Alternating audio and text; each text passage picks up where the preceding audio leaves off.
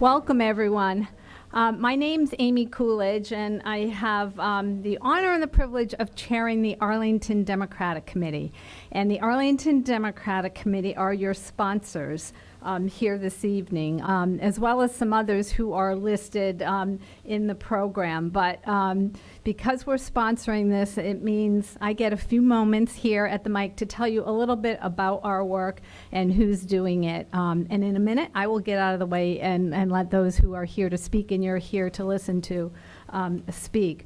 But first, the Arlington Democratic Committee is your leadership in this town for the Democratic Party. There are 35 people that are elected on the presidential primary ballot every year, and that grows. Since Donald Trump got elected, our membership has grown quite a bit, and every single month that we meet, we have somebody new there. Besides electing candidates, Democratic candidates, this year our committee decided that we could walk and chew gum at the same time, and we wanted to dive in and do some issue work. And this is actually our second forum. Our format tonight is going to include 4 presentations that will be followed by a question and answer period. So we are presenting both sides for question 1 and the supporters for questions 2 and 3. Each speaker is going to have 10 minutes to speak and then 10 minutes to answer questions. First question is question 1. This proposed law would limit how many patients could be assigned to each registered nurse in Massachusetts hospitals and certain other healthcare facilities. The maximum number of patients per registered nurse would vary by type of unit and level of care. We have 2 speakers. Our first speaker, and I'll ask her up in a minute after I tell you a little bit about her, is Donna Kelly Williams. She's a registered nurse, and she's a resident of Arlington. She's president of the Mass Nurses Association and a staff nurse at Cambridge Health Alliance. She has more than 30 years experience in nursing and more than 20 years of service to the MNA. So Donna, why don't you come on up?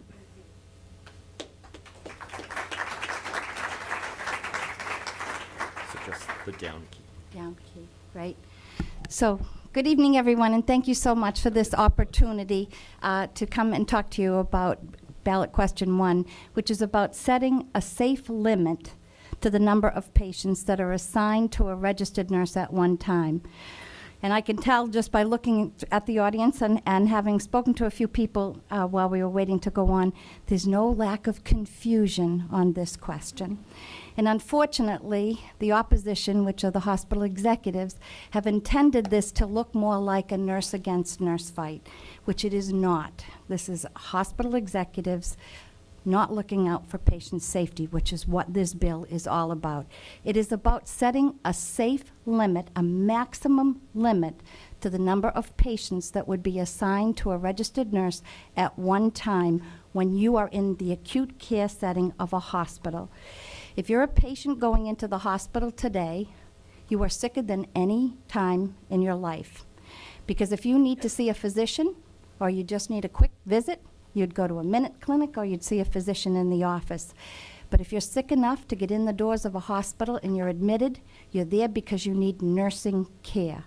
And as a nurse, and I guess I have to update my bio, I've actually been at the bedside for my entire career as a nurse. And I can tell you that after almost 40 years of being at the bedside, not only are we seeing patients being sicker, but the complexity of their care is such that we can no longer continue to be taking care of patients with the number of patients that are assigned to nurses at one time. So this is not new. This is something that we have been working on in Massachusetts for almost 20 years. There is no lack of research that shows that the number of patients that are assigned to a registered nurse at one time provides either for the safest of care or allows for an opportunity for bad things to happen. When a nurse is stretched too thin by having too many patients assigned at one time, things are missed. There are medical complications, there are medication errors, your care is delayed by nurses not being able to get to you in time, and if you go to the emergency room, your care in the emergency room is actually delayed because the nurse can't get there to you to do all of the teaching that needs to be done if you're going to transfer to going home, or if you're going to be coming into the hospital to be admitted. The beds upstairs are not staffed, so you have to wait for a bed to open up upstairs. So the most important thing is that there is no lack of research that shows that the number of patients assigned to a registered nurse at one time can determine the outcome and the recovery of that particular patient. So you will hear tonight not only a lot of our research, but I also want you to know that there is many more studies than what we've cited up here, and you can go to our website, which is safepatientlimits.org, that'll have a display of all of the research that we have out there. I also, in addition to this, if I can go, we surveyed the nurses in Massachusetts. This is the same survey that we have done 4 times over the last 5 years. What we do is we take a random sampling of nurses that we get from the Board of Registration in Nursing in Massachusetts, and we call approximately a simple sampling of maybe 300 nurses. We make sure that the sampling of those nurses does not exclusively include Massachusetts Nurses Association nurses, but it actually shows more than 50% that are not members of the Massachusetts Nurses Association. And you can see from this is what we heard directly from the nurses that are at the bedside caring for patients. And they are telling us that they are being asked to care for too many patients at one time. So, going forward with our Ballot initiative, we're looking to have a limit to the number of patients. We're not inventing this. This is something that's already been done in California. It's been in effect in California since 2004. And despite what you might hear from the opposition, Armageddon did not happen in California, and it didn't fall into the Pacific Ocean. Hospitals did not close as a result of having safe patient limits in place. Currently, their insurance premiums are lower than what we have in Massachusetts. Their hospital profits are higher than what we have in Massachusetts, and their wait times and care in the emergency room is 47% better than ours in Massachusetts, and that's current information that you can go to the website and look up. So, last but not least, this is my last slide that will tell you why this is so important to me as a registered nurse and to the nurses that are at the bedside. What we're seeing right now is that nurses are actually leaving the bedside. Nurses like myself that have enjoyed an incredible career. Right now I help welcome new babies into the world, and prior to that I did 25 years of pediatric nursing. Because the conditions are such in the hospitals right now, what we're seeing is nurses that are leaving the profession of nursing. And I know this firsthand because my youngest child, who went through all of the Arlington schools, actually is a registered nurse in the emergency room at Cape Cod Hospital. So after having gone through all of the training and all of the required competencies that we have to pass as registered nurses, she took the exam, she passed the exam, she's a registered nurse, she's done all of the training, and after a year of being at the bedside, she said to me, I don't think I'm going to be able to do this. I certainly am not going to be able to do it as long as you have. And then she'd asked me to talk to some of her classmates that were leaving the profession. And they were leaving because they were asked to care for too many patients at one time. And how she explained it to me is she said, Mom, I had to make sure that I knew how to do all of these things for the care, the comfort, and the safety of the patient. And I did all of those things when I was in school. And then I got out of school, and I was put on a floor taking care of medical surgical patients, and I was told to do the best I could. And she said, that's just not good enough. And one night she came home, she was actually in tears after being asked to take care of an eighth patient on a medical surgical floor. And she said, Mom, there were patients that I hardly saw that night. And that's not fair to you. It's not fair to the nurses that are trying to take care of patients. So this is not new. This is something that we have been trying to do for a very long time, and we are not alone. All of our surrounding states are trying to do this. Nurses across not only the United States, but outside of the United States are trying to get safe limits in place because the research is there, and this is all about being able to do the best job that we can to take care of our patients. You'll hear from our opposition that there aren't enough nurses. Well, I can tell you right now that Massachusetts has more nurses per capita than any other state in the United States, with the exception of one, and that's South Dakota, and I don't know how that happened, but it did. But what we do have is a lack of nurses that want to continue to work under these conditions. And we can do better than that in Massachusetts. We can do better for everyone in Massachusetts by passing this. So I urge you to please vote yes on question 1. I will be here for any questions that you might have, and I'm so proud to have the endorsement of the Democratic State Committee, and we are also pleased to have endorsed the other 2 ballot questions as well. So I'd like to open it up. If you have any questions, I'm happy to answer any questions. Yes? I see on your list of endorsements a lot of other states, like you said, and also some Canadian provinces. Yeah. Has it been tried in any other countries or any other states? Is California the first one? So far, it's California. 2 weeks ago, I was invited to Dublin, Ireland, to go and speak to the nurses over there because they're working on passing it there. And at the same time, they had 3 provinces from Australia that were represented that just passed this, as well as Wales, who also just passed this.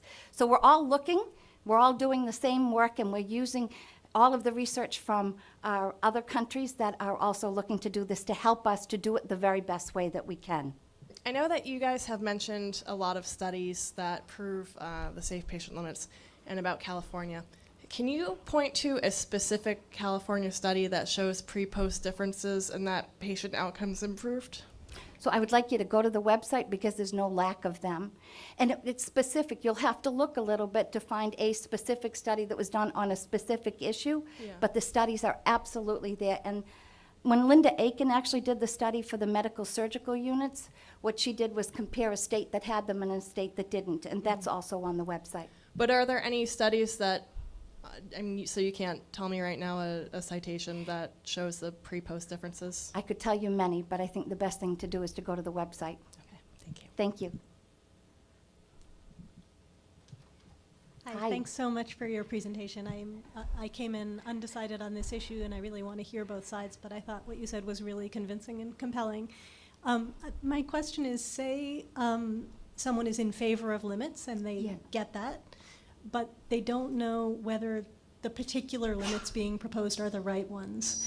Can you talk about how the specific numbers were decided upon, like what evidence or data and what qualitative opinions went into those and how? So I can use one example, and that would be the limits for maternity care. And those limits were taken right from A1, which is the American Association of Women and Infants. They did all of the research. Their guidelines are published, and we took them actually right from their guidelines. Those are the standards that I practice under right now, and it's very specific, and it's outlined by what, when a patient is in labor, how many nurses would be taking care of a patient at different stages of that labor. If a baby is born and needs more attention, it's very specific to that. So we did look at, it's really very complicated and very specific, but it also, because it is specific to those areas of practice, what we did was we built into it an acuity tool, which is a patient assessment that actually gives you the flexibility that we have a maximum limit, but it also allows you to take that number lower if the patient requires more care. So for example, if I had a patient that was visually impaired, or a patient that was homeless, or had other problems beside the problem that brought them into the hospital, I could certainly have less than what the maximum limit is. Okay, thanks very much. You're welcome.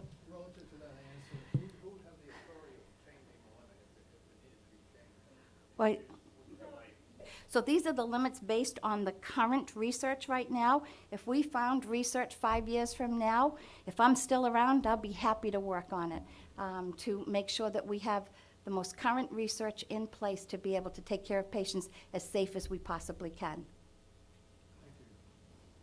Hello, thank Hi. you so much. So I'm somebody who's struggling with whether to vote yes or no.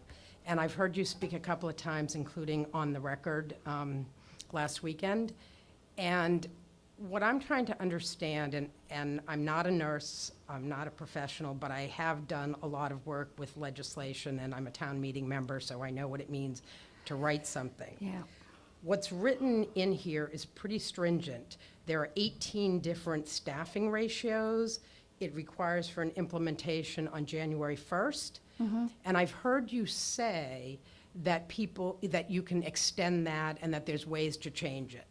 And I know from my work as someone who has written legislation, that what's the language that's in here is what prevails.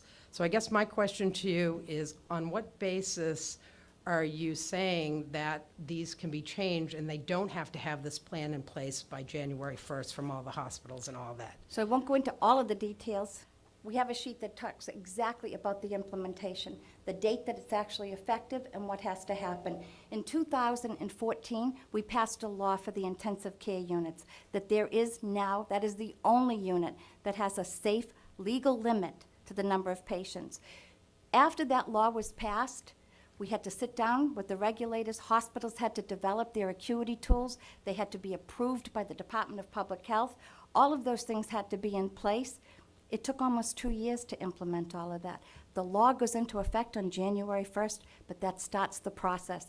And all of that is spelled out, and we did put those out on the table outside about how it goes from there.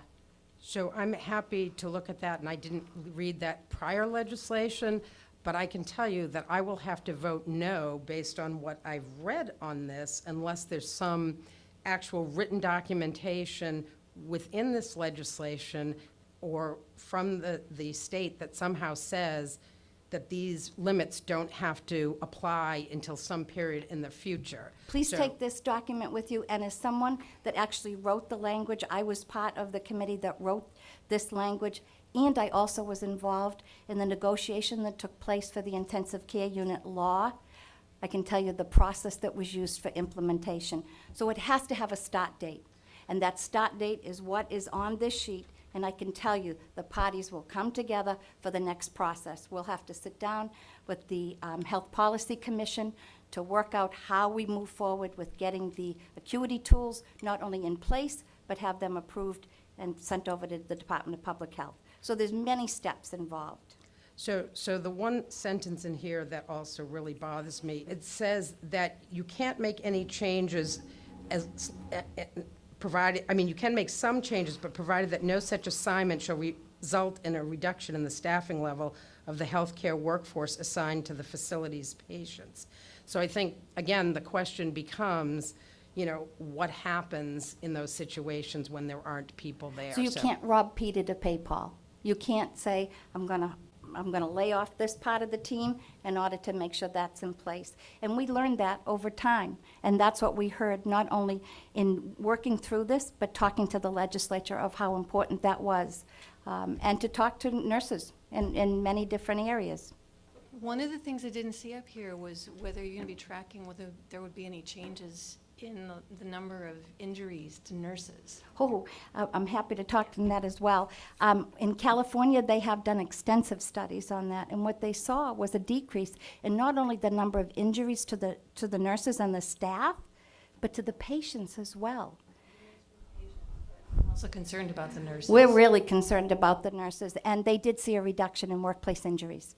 Hi, so I'm a nurse practitioner, and I was actually working this weekend and heard discussions on the floor about how they're going to take from the daytime staffing to give to nighttime staffing in order to even out the ratios. So how do you respond to that? Patients are sick 24 hours a day. They should Right. have the same level of care during the daytime that they have at nighttime. And I can speak to that because I've been a night nurse my entire career, and people don't suddenly get better at 7 p.m. at night. So physical therapy, occupational therapy, patients going off for testing, anything that happens during the daytime, you're saying that that does not require more staffing. The staffing is the same for the 24-hour period. Those other parties that come in, the other members of that healthcare team, they are available absolutely to augment the team during the daytime. Okay, So so we want to just make sure patients get some sleep too. speaking as a floor nurse for most of my life who has worked a night shift, who has worked day shifts, it is a completely different workload during the day than during the night. And to take on a larger number of patients at night versus during the day, and to try to say that you can take the same number during the day as during the night when it's not an ICU level setting, when it's a regular medical surgical floor, is not accurate. It's the safest number based on the research for the patients that are in the acute care setting in the hospital. If you have a heart attack during the daytime or you have a heart attack at nighttime, the patient still needs the safest care that we can provide. I'm getting the stop sign. I will be here if you have any other questions. And also, please go to our website. Also, massnurses.org. My email is there, but I'll be around and we'll leave some cards out there too. So thank you all very much.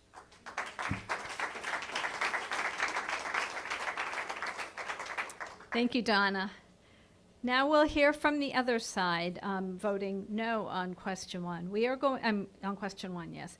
We're going to hear from Amanda Oberlies. Amanda is the CEO of Organization of Nurse Leaders and has been a nurse for more than 20 years. She spent many years treating critically ill patients at Johns Hopkins Hospital and then moved back to Massachusetts for a director-level position at Mass General Hospital, where she felt she could use her training skills and leadership to benefit patients and nurses. Amanda completed her graduate work at Johns Hopkins University and received her doctorate degree from Vanderbilt University. So Amanda, come on up.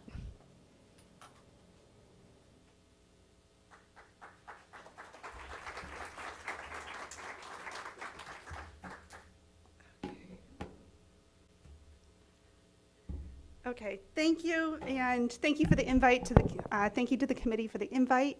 Pleased to be here. I really wish we were talking about something different, but unfortunately we are here tonight talking about ballot question number 1. I apologize, I sort of jumped right into my slides. I came here with 13 and had to whittle them down to 4, so this is going to be a little on the fly work here. So we are here talking about a law that could be passed in our state that would require mandated minimum staffing ratios for all nurses on all hospital units in all acute care hospitals, regardless of local circumstances, and this would happen at all times. So there would be, actually there is one instance in the law in which you can relax these rigid mandated ratios, and that's in the event of a national or state declared public health state of emergency. As some of the questions alluded, we're talking about a law. These are not guidelines, these are not suggestions, these are not recommendations for staffing. These are rigid ratios that will, again, in your red book you can see the number of patients that can be assigned to a nurse at any given time. There's many concerning things about the ballot question, and I'll go through some of them. First, I want to talk about some of the history here. Right now, the MNA, who is the author of this bill, they represent about 21% of nurses in the state of Massachusetts, and yet they're moving this agenda forward that would impact every patient in the state, every nurse in the state. And we're talking about rigid mandated ratios that would be the same at a hospital, at a downtown academic medical institution, and a small community hospital, maybe in Western Massachusetts. They've proposed this law or legislation similar to this for 20 years, and it has not passed in the state legislature. And I would ask you to think about why that is. And I would say that it's not good policy. We do know from California, and I'll get into the California experience, that it wasn't good for patients in California, it wasn't good for nurses, and it wasn't good for hospitals. And the same would apply here. So for 20 years, can you think of anything you were doing 20 years ago that you're doing the exact same way today? And so for 20 years, this is not passed in the state legislature because it's not good. As Donna Kelly Williams mentioned, there was a compromise that took place in 2014 with the ICU law, where we do have mandated ratios in the ICU. And there has been some negative unintended consequences as a result of that law. One of them being the closure of 34 ICU beds in our state, many of those neonatal ICU beds. And then also there's been discussions about inability to bring patients into critical care, so patients not being where they're supposed to be. We know that California is the only other state in the country that has passed similar law. This actually went, there were 2 nursing unions in California that put forward a ballot proposal. It could be that there were 2 ballot questions that caused confusion, but it was actually voted down by the voters in California. It passed because the governor felt that he had to do something for the nursing union and put it into law in 1999. What he wrote into law was 5 years of runway and preparation for the state to get ready to debate, to research it, to find out what the numbers would be on each hospital unit. And so they had 5 years. Does anyone here know how much time we have in Massachusetts should this pass? We have 37 business days, and I'm going to show you a slide about how many nurses we're going to need to hire in those 37 business days. So they had 5 years to prepare in California. Despite having 5 years, upon implementation in 2004, 50% of the nursing workforce had to come in from another state or another country. The ratios are different in California. I would ask you if this was evidence-based, why are the numbers in Massachusetts different than the ones in California? If this was good policy, if this was good for patients and nurses, why in 20 years hasn't one other state passed similar legislation? And I'll tell you why, because they get into the details, they get into the minutia, and they realize that this is not good policy, it's not good for patients, it's not good for nurses. They saw no improvement in hospital care. I would love a question about the comparison in Massachusetts and California outcomes during the question and answer period, because I have lots to share with you. ED wait times in California drastically increased. There was cuts to clinical services, and it changed into an all-RN model is what they describe out there. So support staffs were cut to make sure that there was room to hire these nurses. And nurses don't practice alone. We're part of a care team. We need all of the care support around us and all of the different disciplines. There are probably on any given day 10 different role groups that touch a patient. And of course, costs were passed on to patients. In terms of the cost, there are many things that go into calculating what the cost would be in Massachusetts. I listed a couple of them here. Our preliminary analysis is showing that it's going to be a $1.3 billion cost in Massachusetts for the first year and about $900 million year after year after year. I circled wages and benefits because we did see some wage inflation in California when this happened, so nurses made some more money in the acute care hospitals.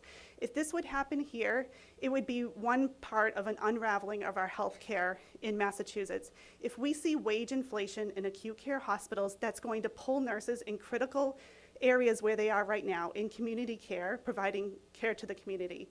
VNA nurses, hospice nurses, home care nurses, school nurses, rehab nurses, skilled nursing facilities.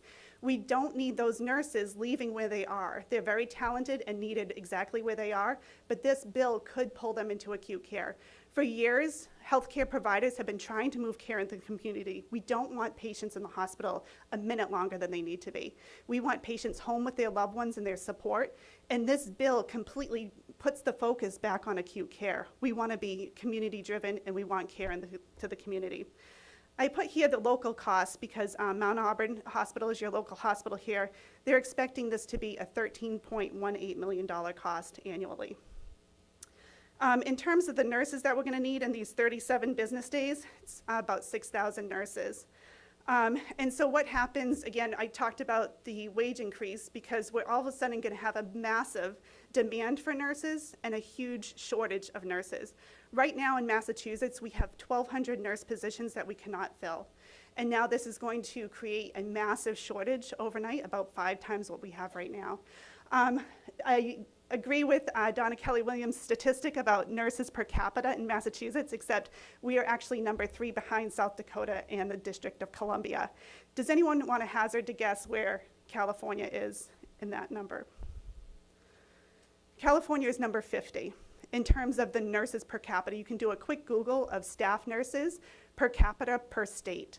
And so Massachusetts has about 1,300 nurses per 100,000 of the population. California has about 600. So this would create a huge shortage. If we are unable to hire these 6,000 nurses in 37 business days, the only other way hospitals can come into compliance with the law on January 1 is if they suppress the number of beds in their organization. So they have to suppress the number of beds available for care so that it matches what their nurse staffing is. So I'll tell you one quick example of this at Boston Medical Center. Chief nurse at Boston Medical Center says, take just my mother-baby unit, my labor and delivery unit. I'm going to need 26 nurses if this passes. And by the way, I'll be competing for those 26 nurses with every other labor and delivery program in the city. And it takes about 6 months to 12 months to hire one of those nurses. I'm going to need 26 L&D nurses in my mother-baby unit. If I don't find those 26 L&D nurses, I'm going to have to suppress the amount of births that we do at Boston Medical Center by about 1/3 or 800 fewer births. If we're doing 800 fewer births at Boston Medical Center, I probably don't need all the beds in my neonatal ICU unit, because I'm probably not going to be sending that many babies to the NICU, so there'll probably be layoffs in the NICU. And then if you look at our ambulatory setting, should we be seeing the same number of patients that need prenatal care if we know that they're not going to be delivering at Boston Medical Center? That's just one example of how it's going to be this ripple effect of just needing 26 labor and delivery nurses because of this law. So in summary, question 1 would override the judgment of nurses and other care providers. Again, we're part of a team. This really ties the hands of nurses, and it doesn't allow us to move nurses around and to be creative to always meet the needs of the patients. This becomes very numbers-centered care, and we're all concerned about the numbers and not what the actual patient needs are. Of course, we know it's going to increase costs for patients. It applies this one-size-fits-all. Emergency wait rooms are going to skyrocket. I would encourage any of you to Google this phenomenon called holding the wall, whereby patients in the California ERs are stuck waiting in a gurney by the wall.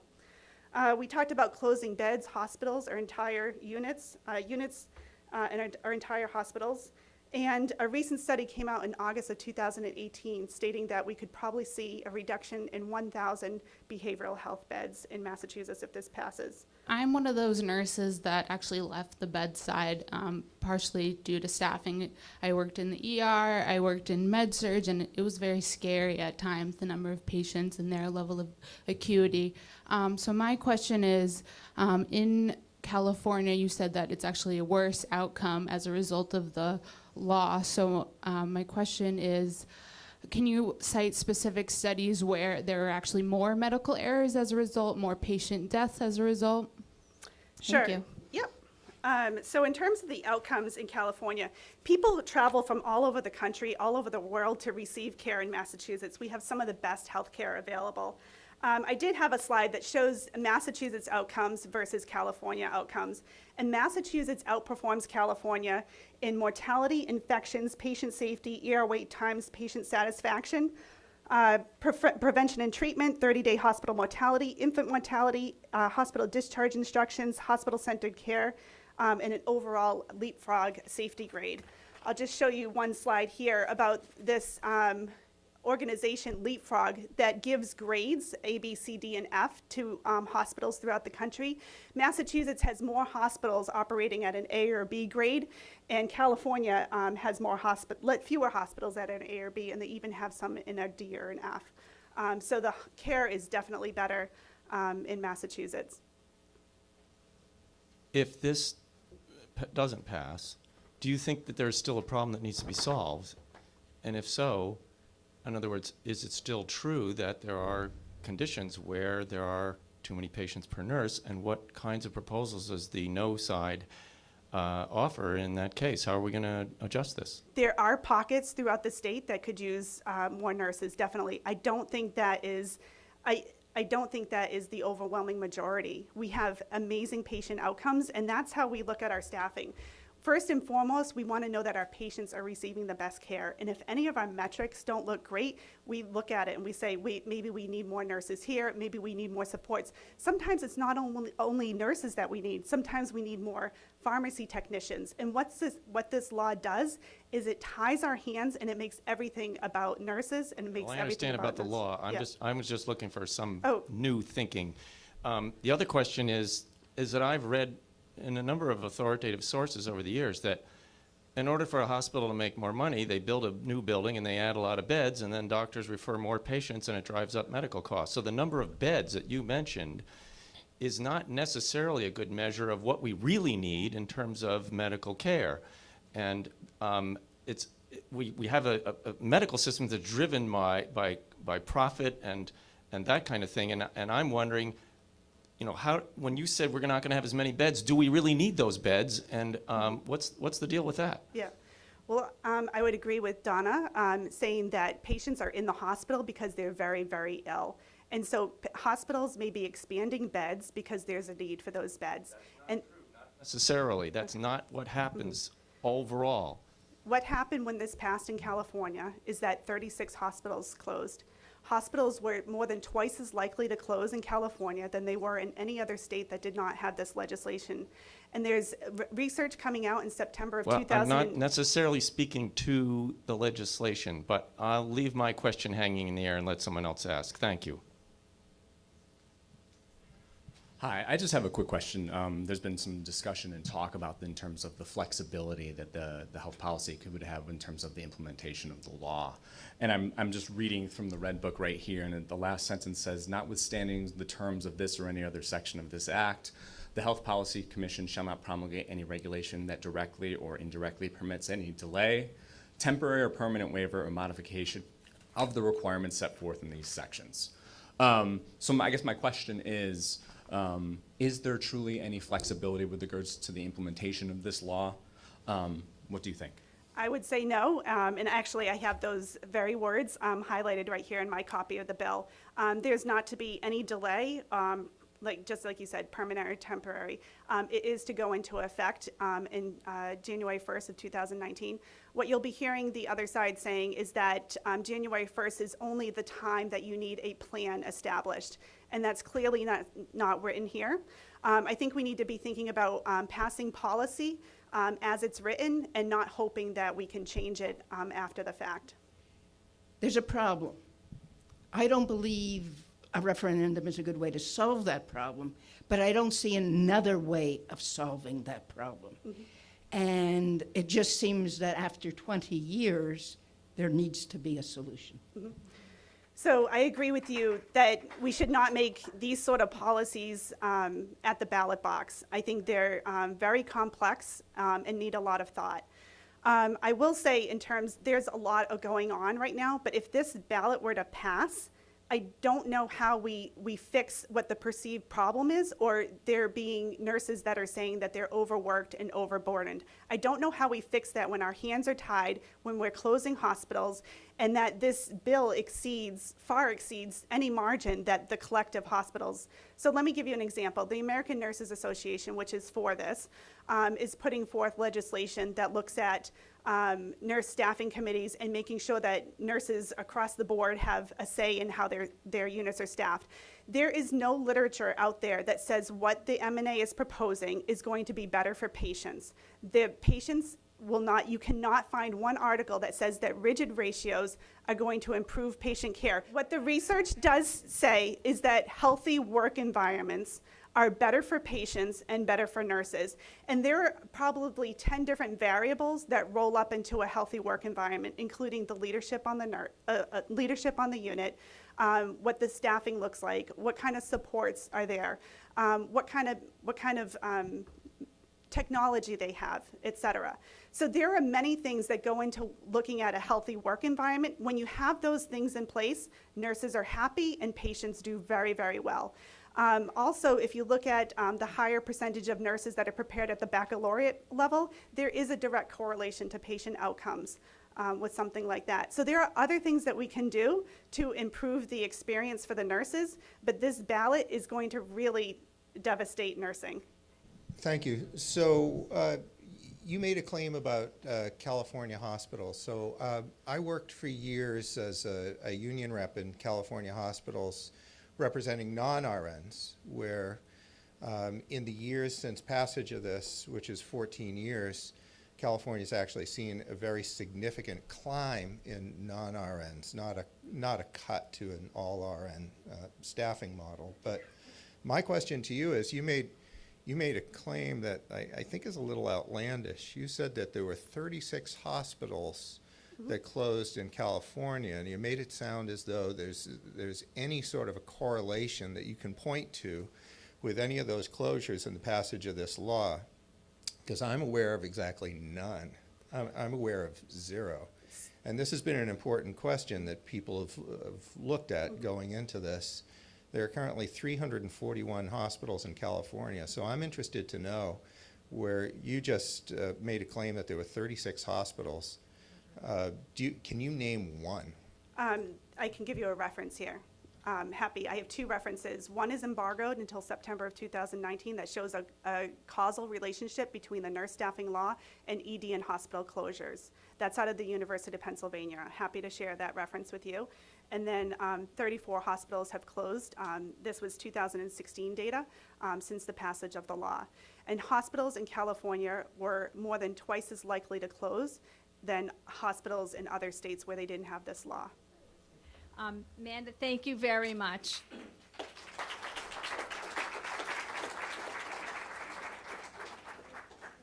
Okay, question number 2. This proposed law would create a citizens commission to consider and recommend potential amendments to the United States Constitution to establish that corporations do not have the same constitutional rights as human beings, and that campaign contributions and expenditures may be regulated. Here to discuss that, we have with us Johannes Epke, who is from American Promise. He serves there as counsel and joined that organization in February of 2017 and has worked in campaign finance reform since 2013. Johannes was admitted to the California Bar, back to California again, in 2010 and practiced environmental law for several years before making the move to election reform work full-time. So come on up, Johannes.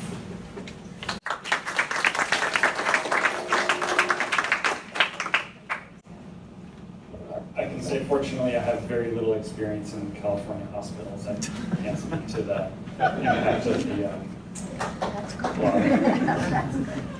Good health so far. So I'm going to start. I want to take a quick straw poll. Can I see a show of hands? How many people here think there is too much corporate and billionaire money in our elections?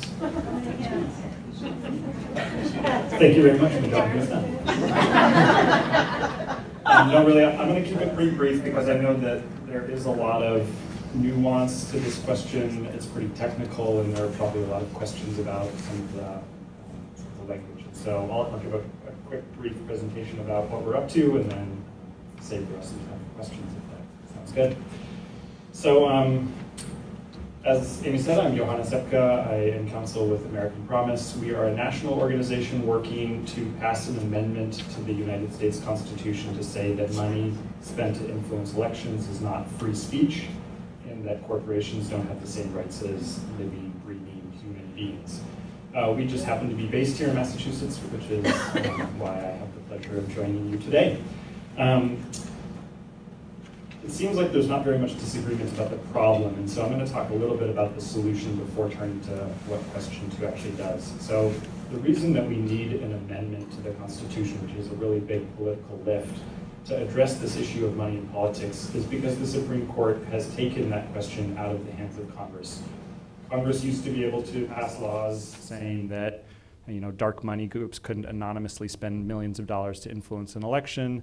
And the Supreme Court overturned a lot of those laws in 2010 in a case called Citizens United v. FEC and a bunch of related cases. And so Congress and Massachusetts and other states can't pass laws to regulate the spending of big money in elections. The only thing we can do is require some disclosure here and there, but really to get to the core of this issue, we need to correct the court and tell them that they are wrong, that spending money in elections is not protected by the First Amendment as free speech, money is not speech, and corporations don't have the same rights as people.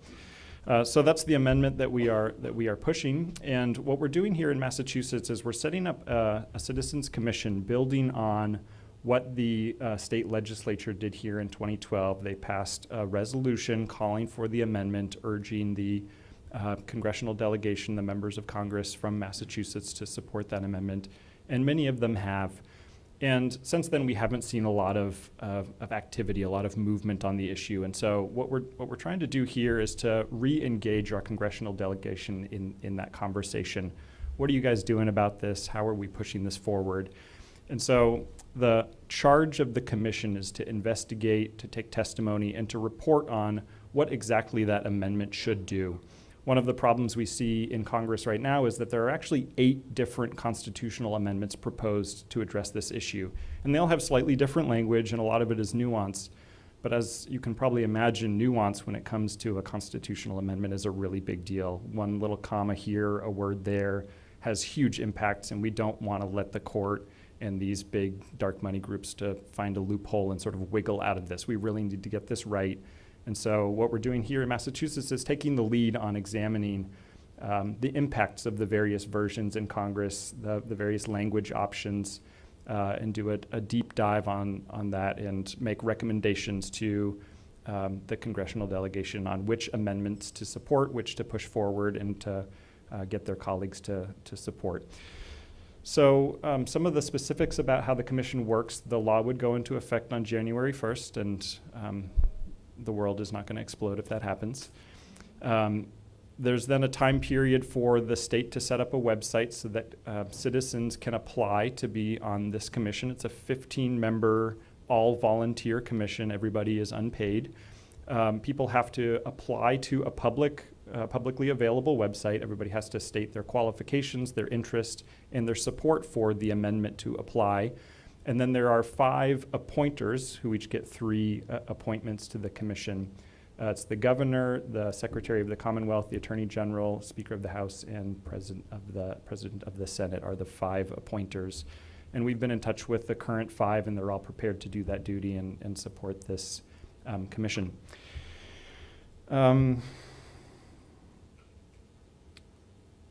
One last issue that I wanted to touch on, because we get a lot of questions about it, is whether we are supporting a Article 5 convention of the states. Some have called that a constitutional convention, this question of whether we are opening up the Constitution to all sorts of revisions by this process.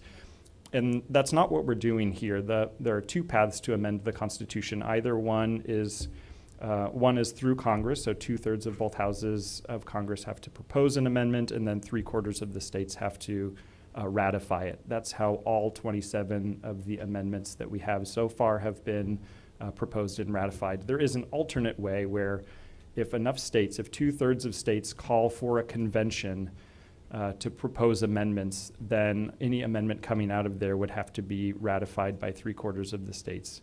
We've never had a constitutional convention in this country. We've never had an amendment proposed or ratified through that process. And that's not what we're recommending. That's not what we're working towards. We're not actively opposed to that conversation. But what this what question 2 would do is put the pressure on Congress to do it and get it right, so that we don't even really need to worry about the convention of the states route. So that's what I have for you, and I expect that there will be some questions. You just said Congress.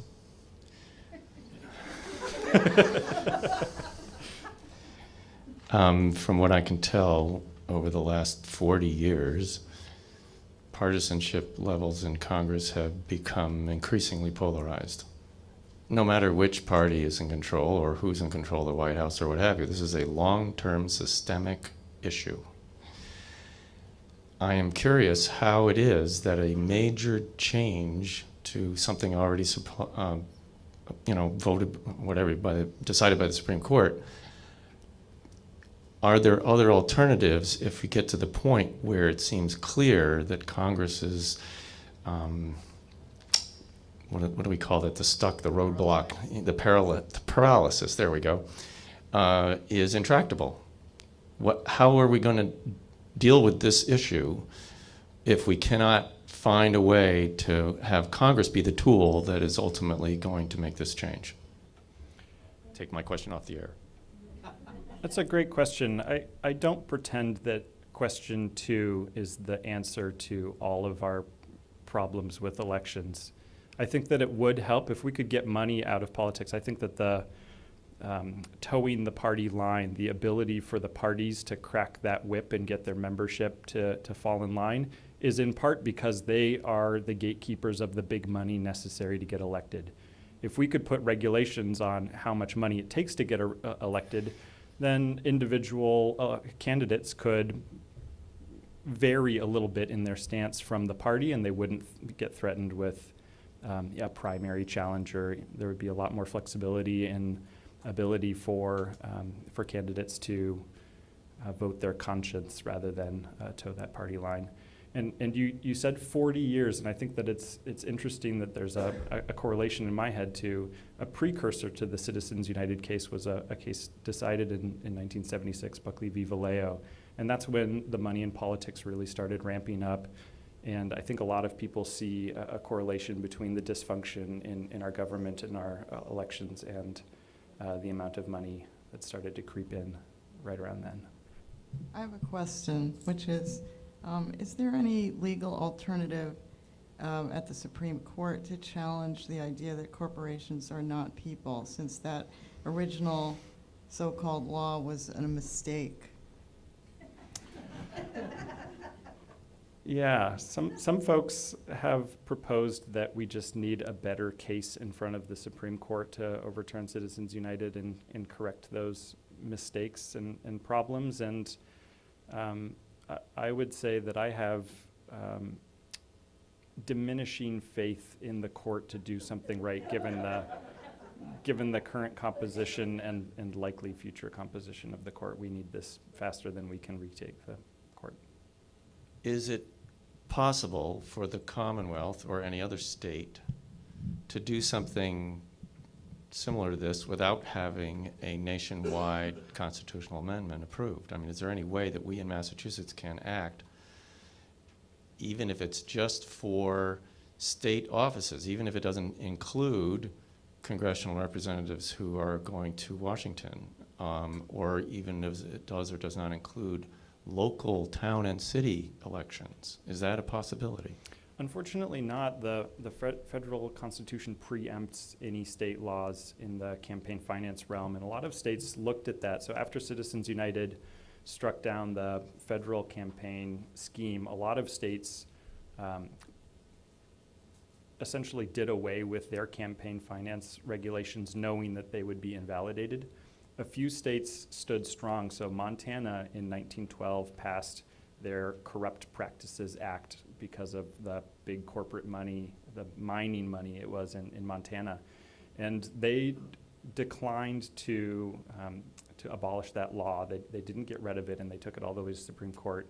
And the Supreme Court said that Montana did not have the right to set their own campaign finance regulations because money spent to influence elections is protected by the First Amendment as free speech. So Massachusetts can't silence voices under the First Amendment, which is a good thing, but Massachusetts also can't restrict billionaires' right to spend money to influence elections. Thank you. What's the open meeting law and public records law, and what does that mean for the commission? I think the commission would be subject to that law. I don't know specifically what exactly requirements that imposes on them, but as a commission of the Commonwealth, I believe that it would be open to the public. I have one more question for you. After the commission is formed, what's the next step after they come up with recommendations? So there's a timeline where the commission is required to issue a report and recommendations. I believe it's a year after they form, and at that point they could either dissolve themselves or continue forward if they see value in continuing the conversation. But basically. would they be making recommendations to, like, the congressional delegation to go ahead with specific legislation? Is that the kind of path? Yep, absolutely. Okay. Yeah, so the report and recommendations would be about language of the amendment. As I talked about, there are several versions, and so my understanding is that the commission would essentially endorse one or more of those versions as meeting the needs of the Commonwealth.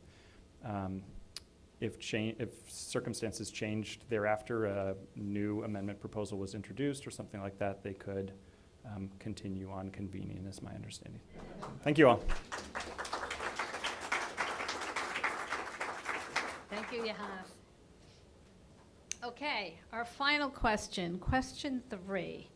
And this one's a little complicated and confusing. You've got the actual text, but a yes vote would keep in place the current law, which prohibits discrimination on the basis of gender identity in places of public accommodation. A no vote would repeal this provision of the public accommodation law. So here to speak about this, we have Grace Ann Stevens. Grace is a transgender woman who transitioned at the age of 64.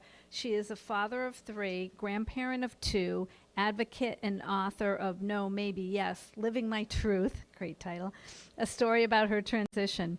After 4 decades working as an engineer, she returned to school to get her degree in counseling. Today, she works as a trainer with individuals and corporations who seek a better understanding of issues concerning gender variance. So come on up, Grace.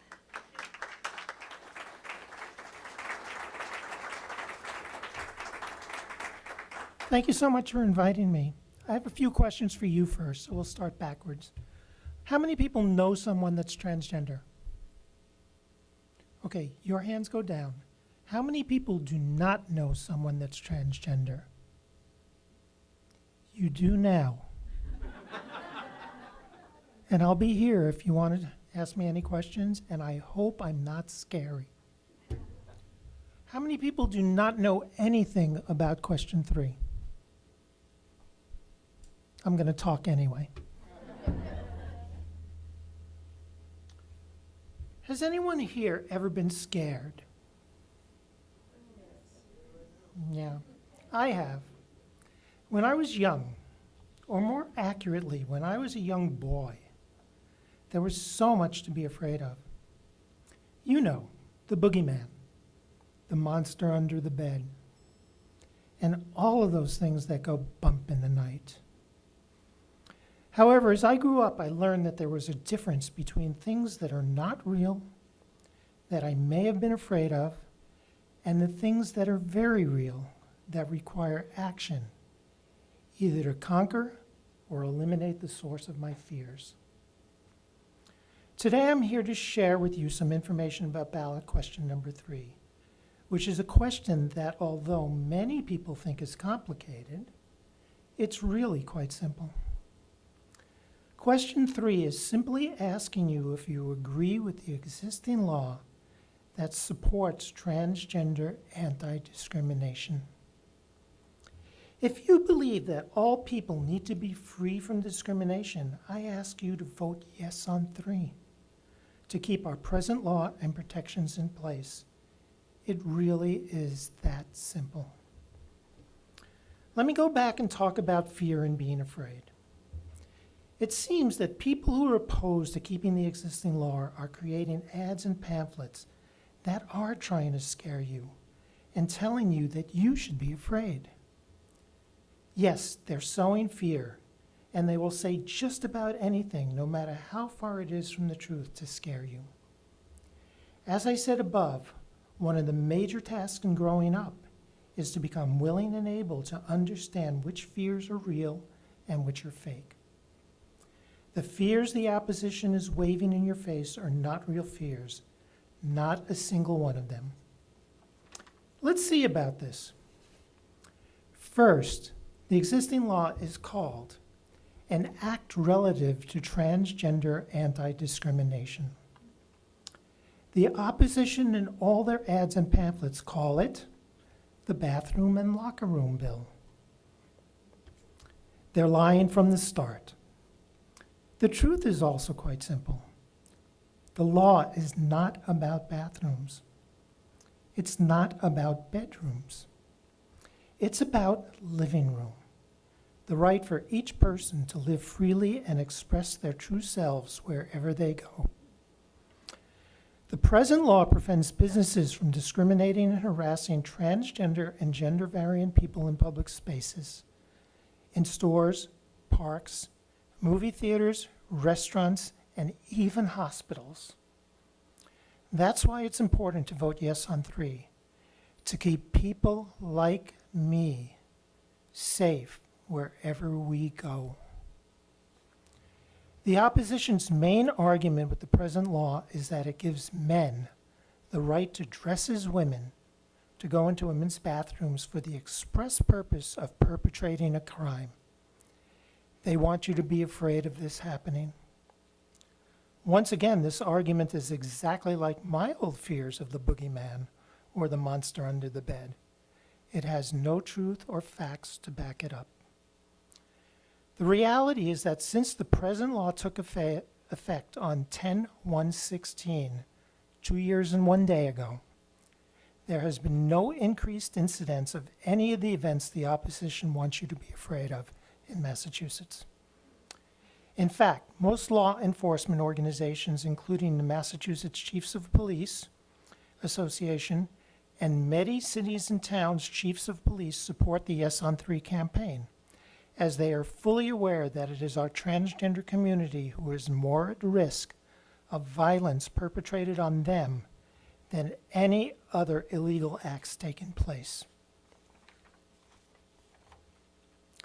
Please be aware that the present law protects all transgender people, whether they are male to female, female to male, or whether they find themselves on the continuity of the gender spectrum. Being transgender is just part of being human, although many of our cultures teach a strict binary normative model of sex and gender. The actual human distribution does not support this.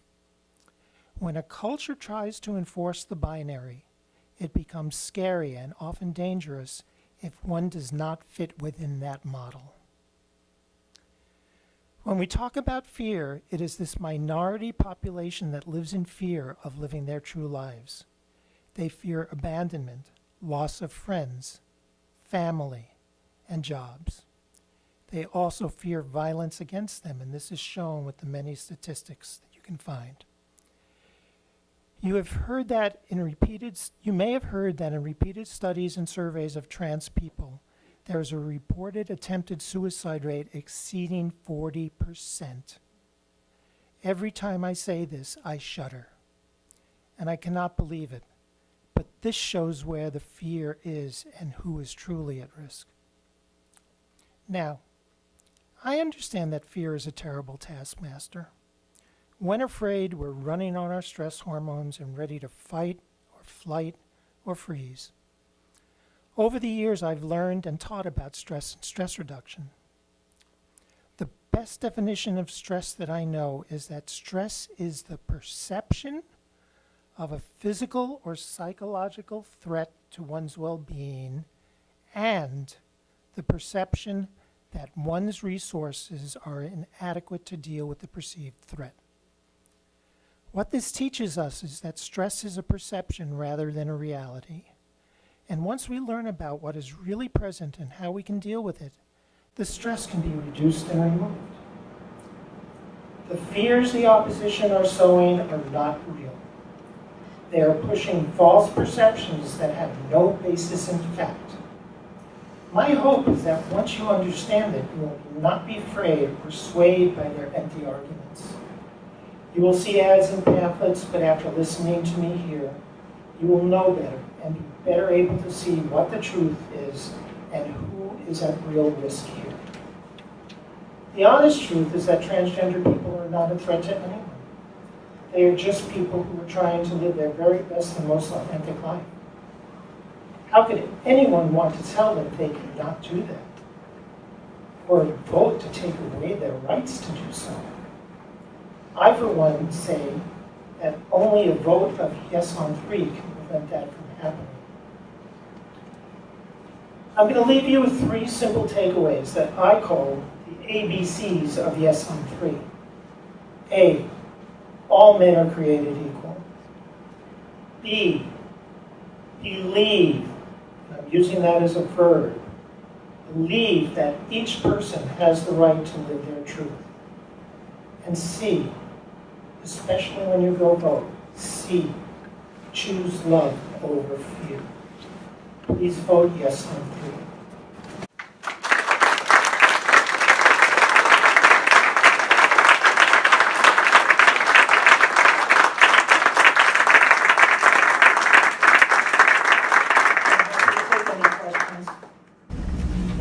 I hear that in other places, I mean, right now we have Boston Globe reported a survey that said 73% are approving question 3 and something like 12% or whatever are saying no and rest are undecided.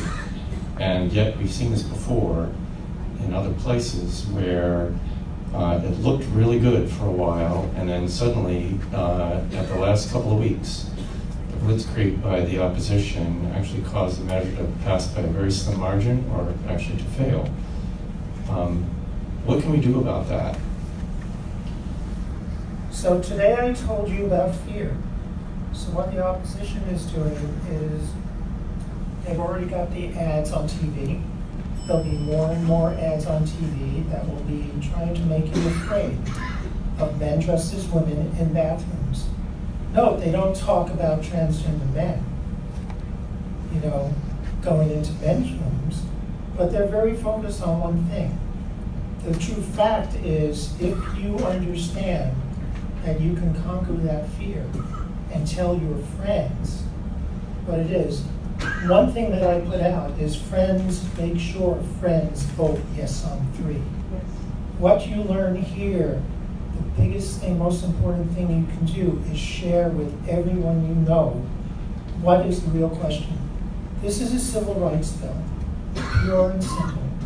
And when in our history have we ever taken rights away from people? I understand we're the first state that has it as a statewide ballot. Is that true? Yes, there have been cities, there have been towns. This is being looked at throughout the entire country as the first state to see if it can pass or fail. We need to make sure everybody votes. That 71% number will only pass if people get out and vote and do the right thing and vote yes on 3. You can also volunteer. And you, and please volunteer. Phone banks, canvassing. There are many people. Deb and I have been standing on the street in Lexington Center, and people don't know. So when everybody in this room, that's why I asked the question. I'm singing to the choir, okay? But there are many people out there. So over the next month, let your friends know on your social media, wherever you can, how important this is. Thanks. I'll expand on what you said. I'm sorry this is not a question, but specifically you can go to freedommassachusetts.org, and there's something almost every night, canvassing and phone banks and all kinds of stuff, and it's huge. I call people to help set them up. That's sort of my little rule. But there's a lot going on. We always need more people because there's a lot of voters in the state, and many of them will encounter this for the first time when they get to the ballot box. We don't want them to encounter it for the first time there. I believe that in the next month before the election, there's a goal of trying to do another 40,000 phone calls. 20,000 before early voting and another 20,000 between early voting November 6th. And I did put a sheet of paper in the back. We have actions every week in Lexington. Oh, sorry. Sorry, my name is Deb Zucker. I'm with Lex Pride, and we are holding actions every week in Lexington, right next door, and I know a lot of folks from Arlington have joined us over there. We would love to have you. There's a sheet in the back that lists all the local actions in this area. So there's a bunch of things going on, canvassing in Waltham, and other things. And then for a full list of actions around the state, you can go to the Freedom Mass website. There's also texting for the ballot questions. If anyone's interested in that, please see me afterwards. So, as a transgender woman, who's scared of me? That's the point.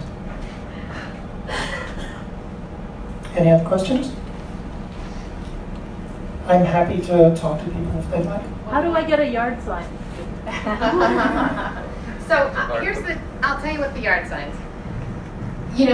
There was a tremendous response to the yard sign, which we really appreciate.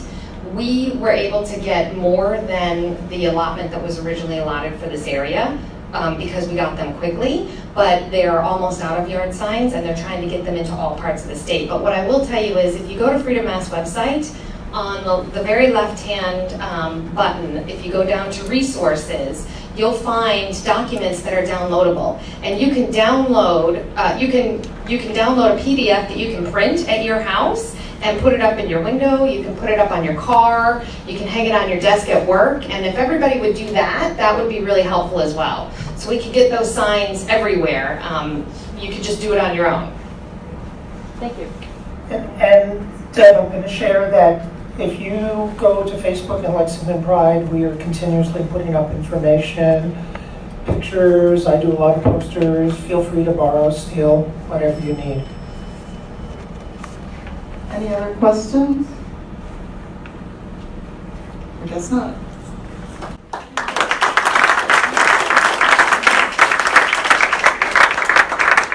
Thank you very much. And you're right. You're not scary at all. You're quite lovely. Thank you. I think just going to be a couple of questions for question one. Go ahead. So my question's factual. I think either side could answer it. I've seen the figures about the budget that it would take to do this, and I don't know what those mean because I don't know whether they're 1% or 10% or a tenth of a percent of the hospital budget. So for example, you said Mount Auburn would increase their expenses by $14 million a year. What is their annual budget per year? Is that a big percent or is that a little percent? Sure, so I can't speak to what Mount Auburn's overall budget is, but I can just tell you macro. We're expecting, again, $1.3 billion on year one and $900 million year after year. We're expecting another a report from the HPC coming up this week, so it'll be interesting to see what they said as well. But when you look at the hospitals, there are about 70 hospitals throughout the state. 14 of them right now are operating at a red margin. The modeling that we've done predicts that if this were to pass, another 25 hospitals would be moved into that bucket operating in the red, bringing that total to 39 hospitals out of 70 that are operating in the red. Out of how much? Do they have $100 billion budget a year? Do they have? So the only metric that I can relate to that is that the total profit of all of the hospitals in Massachusetts is $750 million. And this is expected. Their budget, not their profit. I don't know what their budget is. I can tell you what their margin is. Do you know? Nobody knows. Nobody knows what their budgets are. But what I can say is that we were unable to replicate the figure of $1.3 billion. When we did an assessment basing it on the Mass Hospital Association's Patient Care Link site, our figures were much lower, more consistent with $37 to $45 million. And what we looked at was how did California fund that?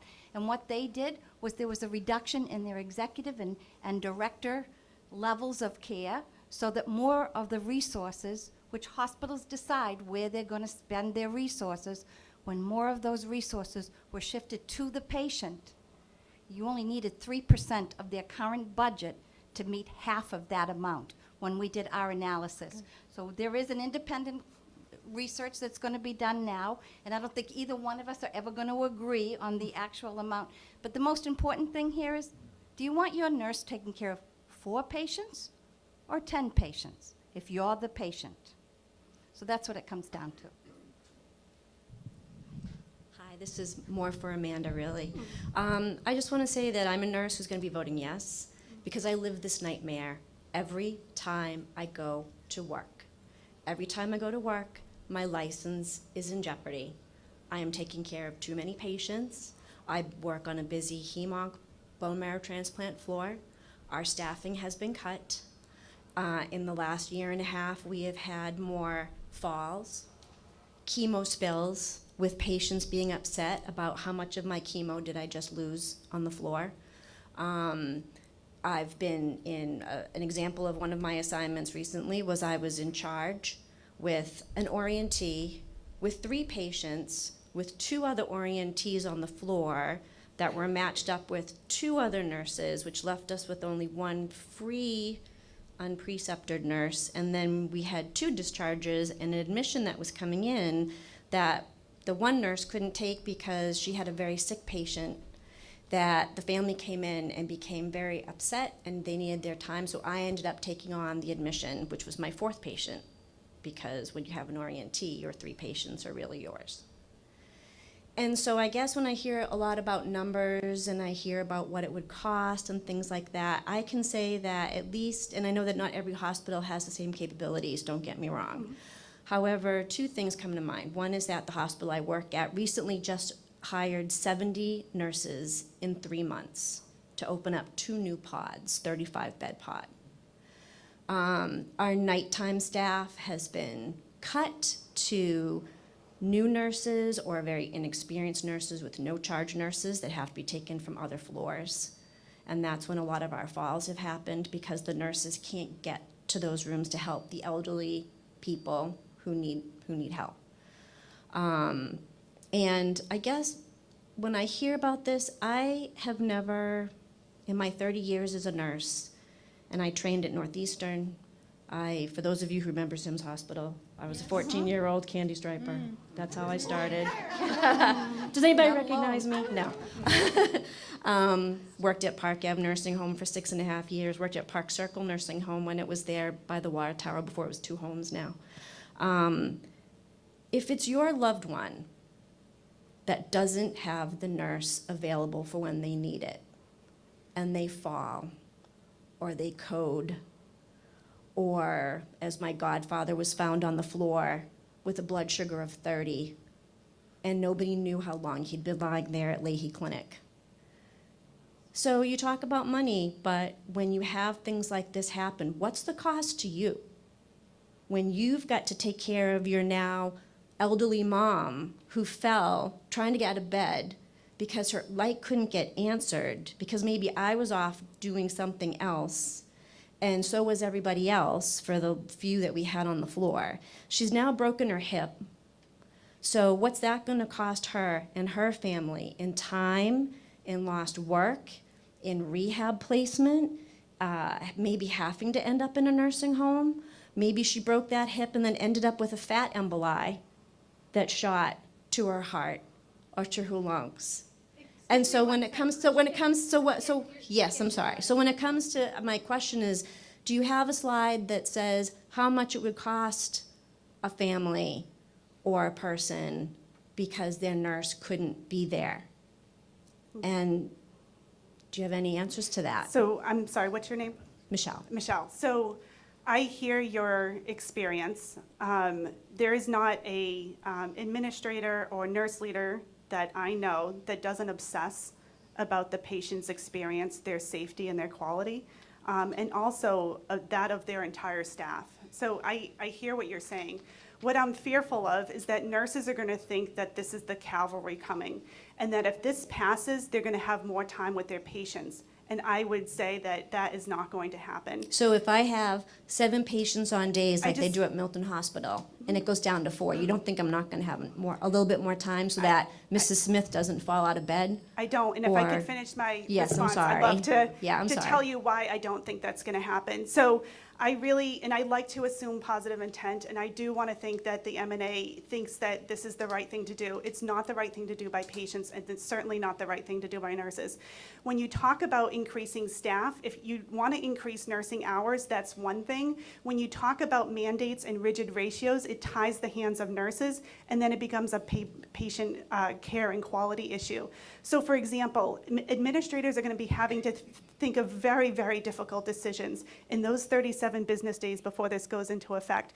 If this were to pass, they have to think about, are they going to keep a bed open for a patient, or are they going to have to close the bed or try to decrease support staff so that they can hire the nurse? There is one bucket of funds for nursing, and this is an unfunded mandate. The bill passing does not infuse a hospital with more money to hire nurses. So in order to hire these nurses, they're going to have to cut support staff. So instead of you having, a couple fewer patients, this is what's going to happen. You are going to have 1 fewer patient or 2 fewer patients to your assignment, but instead you're going to be doing AM care, PM care, toileting. You're going to be doing phlebotomy. You're going to be inserting IVs, pulling trash, pulling living, giving respiratory medications, reconstituting medications, making a peanut butter and jelly sandwich, transcribing orders, doing walks. You are not going to have time. There are case managers that right now spend maybe a half day or a full day discharging a complex medical patient that needs services and durable medical equipment. I'm almost done with my thought. You are going to have to do all these things, and you're not going to have time to prepare to be practicing nursing because you're going to be doing all of these other things. Care has changed in so much in the last 20 years. When I started out, I was doing all of these things, and nurse leaders and nurses have come together to advocate to have more supports around them. And now we can practice nursing and not all these other things. I'd like to give Donna a chance to also respond. I'm doing all those things now. I'm making the peanut butter and jelly sandwich. I'm running around trying to do all of those things. And you know what? I want to do that because that's all part of patient care. We need to be able to do this. And I just want to add to another point that you made. This was written by the very nurses that are at the bedside caring for the patients. This is being funded by the very nurses that are at the bedside caring for patients. The opposition is the hospital executives that's saying, oh no, we can do it better. For 20 years, we've been asking them to do it better. They have not responded.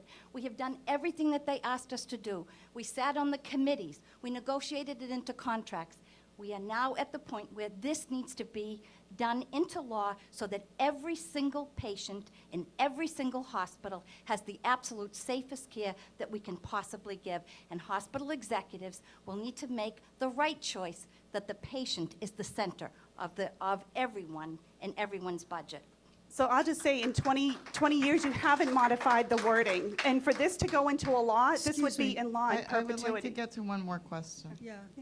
I have hospital experience. I'm a clinical social worker, but I worked a hospital in Brooklyn for 6 years, including being on strike for 6 weeks. I saw the effects of that.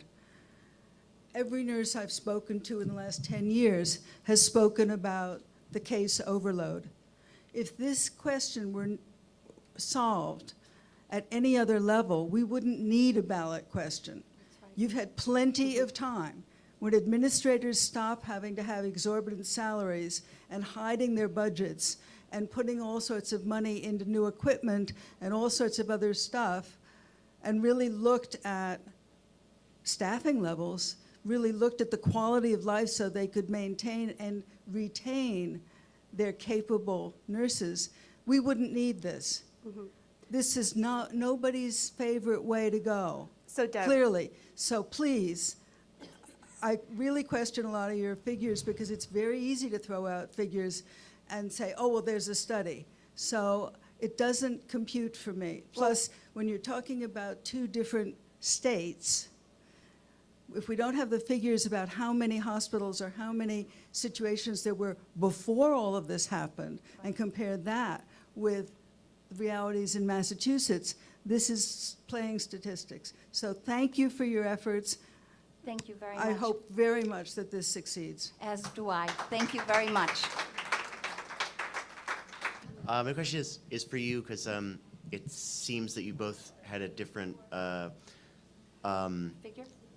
No, it's about the implementation, a different Yes. different explanation of what needs to happen by Right. January 1st. So I was just curious to hear, can you talk a little bit more Right. about what So when you vote yes, and this goes into effect, the law is in place on January 1st. The next phase of that is the hospitals then have to develop the acuity tool, which is the assessment of the needs of the patient. And that's based on the individual hospitals, the types of services that they provide. Not every hospital has a pediatric unit or a maternity unit, but each of those units would then develop an acuity tool that then would have to be presented to the Department of Public Health. And we're not making this up because we already did this with the intensive care unit. These are the steps that we had to take when that law went into effect. And it took almost 2 years for once all of those, all of that implementation work was done before it was actually fully in effect. And right now, I'm very happy to say that there is a law setting a safe limit for the sickest of patients in the intensive care unit that is fully in effect, but it took a long time to get all of those moving parts together into place so that it is now in effect. if I could please respond to that. So I would encourage everyone to go online and pull the actual the bill. Please do. Black and white, and I'd refer you to Section 231E. Section 231E talks about this plan that Donna Kelly Williams is referencing. And then if you read a couple sentences later, it talks about specifically that there is no allowance for a delay, a waiver, that the ratios do start on January 1, 2009. And I firmly disagree with what she just said. It will take time for that to be implemented. So the law will be in place, but the enforcement of that law, all of the provisions of that have to be worked out. And that's exactly what we had to do with the intensive care unit law. So you can read it, but I wrote it, so I do know it and understand it completely. It seems very clear that the yes on one is funded by the union M&A. I'm wondering who is behind the no effort, who's funding this. She's alluded that it's hospital executives. And so there were 5 organizations that came together. The Organization of Nurse Leaders, the American Nurses Association, Massachusetts, the Massachusetts Health and Hospital Association, the Massachusetts Council of Community Hospitals, and COBIT, the Conference of Boston Teaching Hospitals. So those 5 organizations have come together to form the Coalition to Protect Patient Safety. We have more than 150 supporters on our side. We have every single hospital in Massachusetts, 7 major nursing organizations, and maybe more than 80 healthcare organizations that know what this is going to mean for patient care and nurses if this passes. In terms of the major funders, so hospitals, remember I told you that 14 hospitals right now are operating with a negative margin. Another 25 would be added to that bucket, bringing the total of 39 hospitals operating in the red if this were to pass. Hospitals are trying to cobble together money that they don't have to fight this, because this could be $1.3 billion to the hospitals, closing beds, restricting access, preventing patients from getting the care that they need. Just if I could share the endorsements that we have received. This is both sides of the endorsements, and they are in the back, as well as we have a third sheet that we just started. The endorsements come in every single day, and I'm very proud to have the endorsement of Representative Dave Rogers, who's in the back of the room, who supports this ballot. So please vote yes on 1. All right. And with that, our forum is concluded. I want to thank the presenters for their flexibility. We went off format a little bit, but let's, really thank them for their flexibility. Thank you, everyone, for joining us. Good night.